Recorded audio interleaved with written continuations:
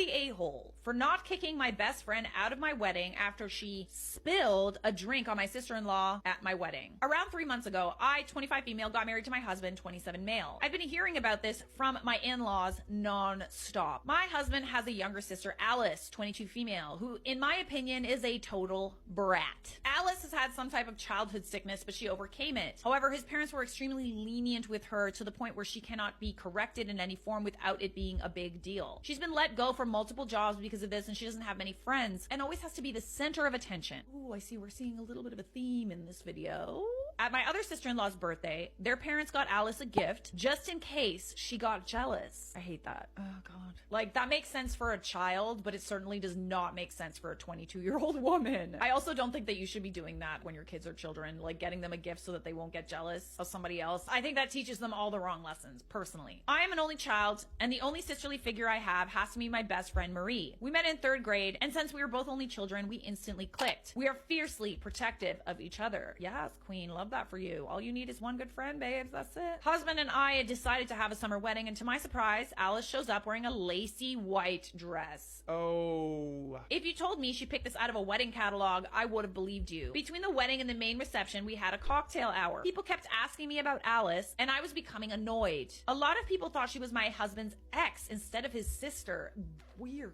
I could tell the situation was pissing Marie off, and I watched Marie walk over to my husband's family, greet them, and on her way back, she tripped and fell by Alice while holding a glass full of red wine. Alice ran into the bathroom with mother-in-law following her.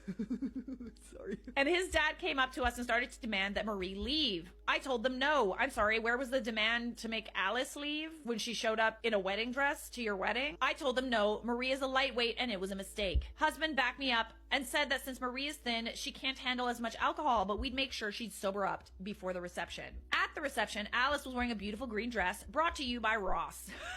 And Marie magically felt better. I love this friendship for you guys. Honestly, if your friend wouldn't spill a drink on someone that showed up in a white dress to your wedding, is she even your friend? My in-laws have been bringing up the incident nonstop, but I have a hard time feeling bad, even though I know it wasn't an accident. I think that your in-laws should have told her to go home. They were just enabling her at that point. That is so disrespectful. She should have been the one to be told to leave the wedding and go and change into something else. Marie just helped them along. I love this for you.